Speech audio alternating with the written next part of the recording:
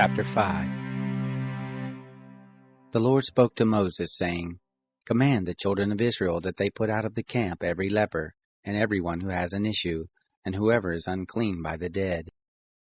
Both male and female shall you put out. Outside of the camp you shall put them, that they not defile their camp, in the midst of which I dwell. The children of Israel did so, and put them outside of the camp. As the Lord spoke to Moses, so did the children of Israel. The Lord spoke to Moses, saying, Speak to the children of Israel. When a man or a woman commits any sin that men commit, so as to trespass against the Lord, and that soul is guilty, then he shall confess his sin which he has done, and he shall make restitution for his guilt in full, and add to it the fifth part of it, and give it to him in respect of whom he has been guilty.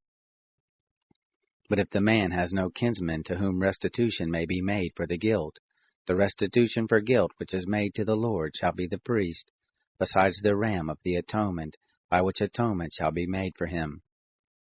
Every heave offering of all the holy things of the children of Israel, which they present to the priest, shall be his. Every man's holy thing shall be his. Whatever any man gives the priest, it shall be his.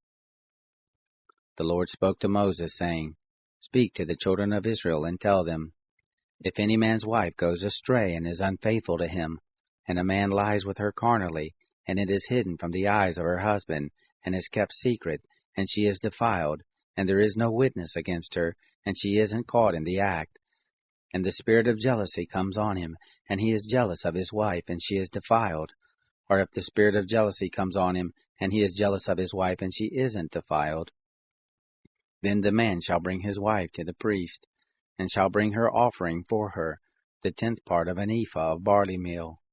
He shall pour no oil on it, nor put frankincense on it, for it is a meal offering of jealousy, a meal offering of memorial, bringing iniquity to memory.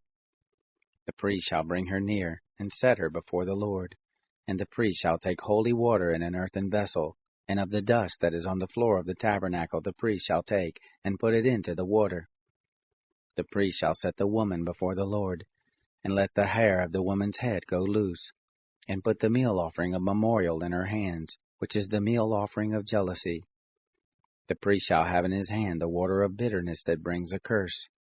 The priest shall cause her to swear, and shall tell the woman, If no man has lain with you, and if you haven't gone aside to uncleanness, being under your husband, be free from this water of bitterness that brings a curse. But if you have gone astray, being under your husband, and if you are defiled, and some man has lain with you besides your husband, then the priest shall cause the woman to swear with the oath of cursing, and the priest shall tell the woman, The Lord make you a curse and an oath among your people, when the Lord allows your thigh to fall away, and your body to swell. And this water that brings a curse will go into your bowels, and make your body swell and your thigh fall away. The woman shall say, Amen, Amen. The priest shall write these curses in a book, and he shall blot them out into the water of bitterness. He shall make the woman drink the water of bitterness that causes the curse, and the water that causes the curse shall enter into her and become bitter. The priest shall take the meal offering of jealousy out of the woman's hand, and shall wave the meal offering before the Lord and bring it to the altar. The priest shall take a handful of the meal offering, as the memorial of it, and burn it on the altar, and afterward shall make the woman drink the water.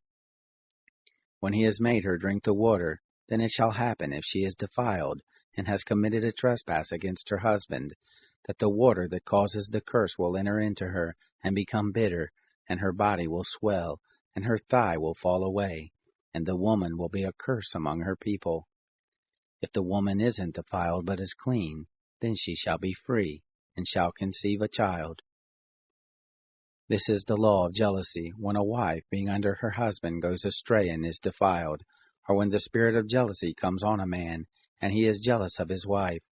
Then he shall set the woman before the Lord, and the priest shall execute on her all this law. The man shall be free from iniquity, and that woman shall bear her iniquity.